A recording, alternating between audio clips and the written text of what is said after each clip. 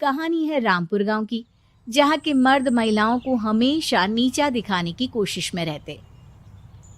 अरे अभी तक खाना नहीं आया क्या? मुझे एक और शादी करने की जरूरत है।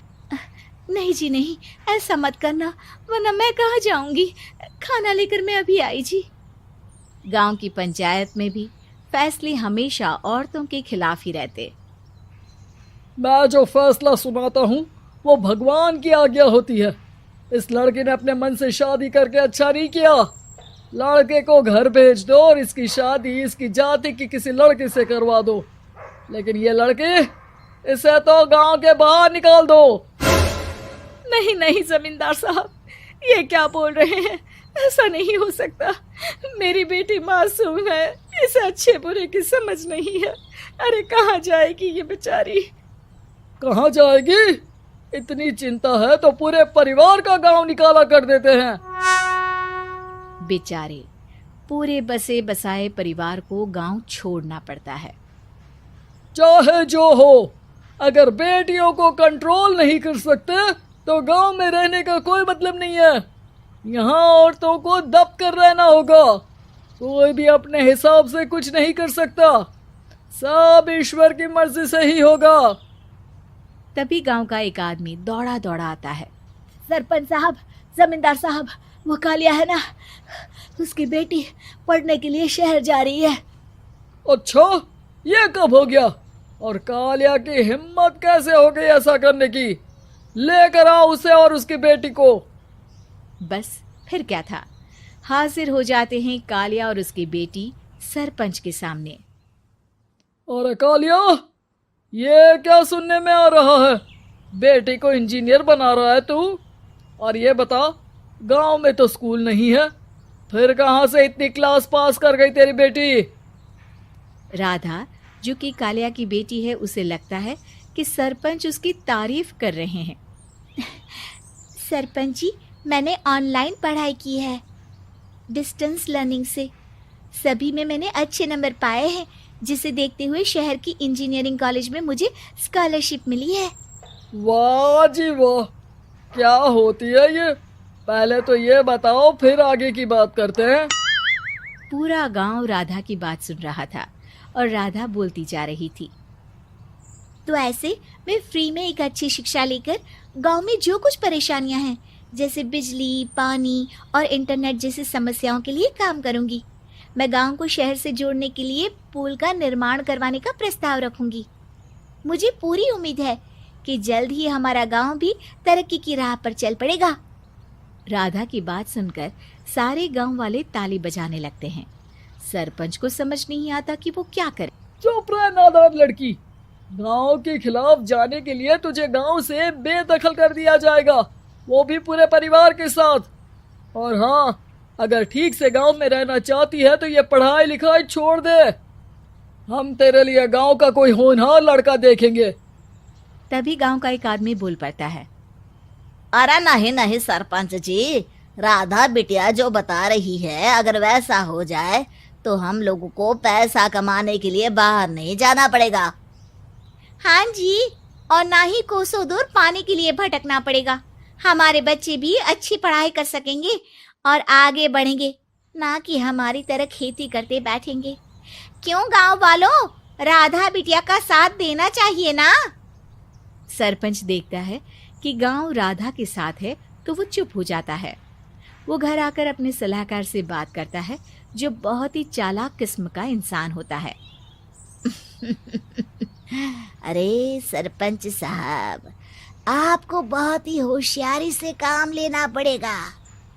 एक बार गांव तरक्की कर गया, यहाँ के बालक पढ़ लिए तो कोई ना पूछेगा आपको। और फिर ये जो बेटा और बेटी है ना आपके, इनको भी आम लोगों की तरह ही जीवन जीना होगा। हाँ, लेकिन करे तो क्या करे? वो ना आप मुझ पर छोड़ दीजिए, बस मैं जैसा बोलूं करते जाइए। अगले रोज सुबह जब गांव वाले सोकर उठते हैं तो राधा के घर के बाहर और साथ ही वो लोग जिन्होंने राधा का सपोर्ट किया था, उनके घर के आगे लाल रंग से कल आऊंगी लिखा होता है। कल आऊंगी, यह क्या होता है? अरे यह तो खून से लिखा है, लगता है कोई भूत प्रेत या चुड़ैल का साया है। चलो सरपंच जी के पास चलते हैं। सभी सरपंच के पास जाकर उसे सारी बात बताते हैं। अरे ये तो बड़ी मुश्किल की बात है। चलो मैं एक बाबा को जानता हूँ, उन्हें बुला लेता हूँ। सरपंच बाबा को लेकर गांव के घर के बाहर जाता है। ओहो, तो ये वो चुड़ैल है जो उन लोगों को निशाना बनाते हैं जो गांव को बदलने का सपना देखते हैं। वो गांव को ऐसे ही संपन्न देखना चाहती है, वो नहीं चाहती कि कोई बाहरी यहाँ का कायाकल्प करे। क्या तुम लोगों में से किसी ने गांव को बदलने की सोच रखी है? तभी राधा की माँ रोते रोते आती है। मेरी राधा घर से गायब हो गई है। अरे कोई तो बचाओ, मेरी बच्ची कहाँ गई?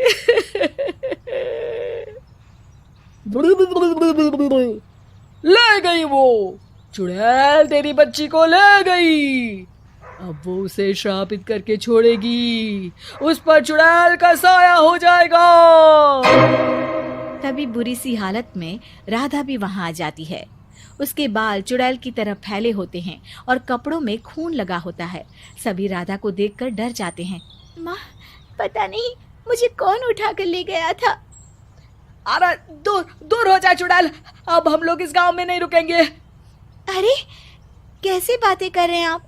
कल तो आप मेरे भरोसे गांव का हुलिया बदलने, अपने बच्चों को पढ़ाने और तरक्की उन्नति की बात कर रहे थे, तो आज क्या हो गया आपको? ये फिर तुम लोगों को बहकाएगी।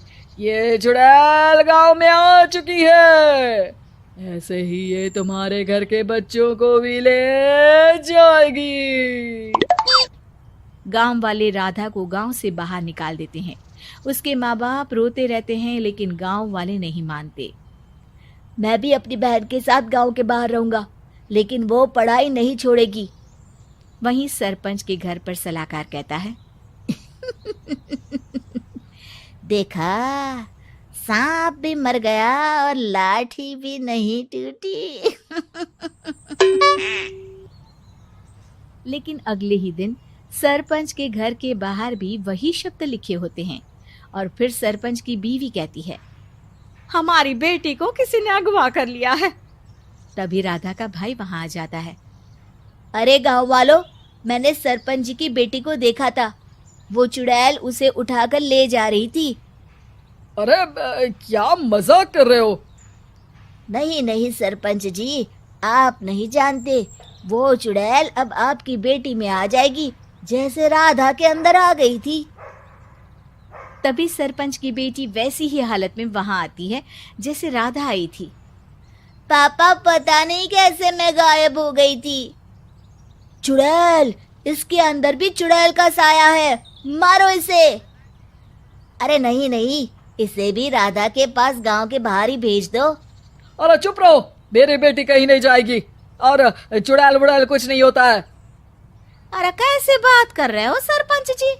आप तो बोल रहे थे कि आपका फैसला भगवान का ज्ञान होता है, तो अपने पर बात आई तो अब आप ऐसे बोल रहे हैं।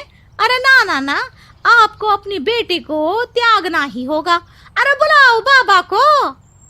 राधा का भाई बाबा को ले आता है, जिसे अब गांव वालों के डर के कारण सच बोलना पड़ता है। मैं कोई बाबा नहीं हूँ, मैं तो मोची था। ये सलाहकार महोदय ने मुझे कहा था एक्टिंग करने को। अब वो मुझे पैसे देने वाले हैं। अब मुझे माफ कर दो। गलती हो गई, मुझे माफ कर दो। तभी वहां राधा आ जाती है। देखा सरपंच जी, जब गांव के बच्चे साक्षर होंगे तो आप जैसे लोगों की चालाकी नहीं चलेगी।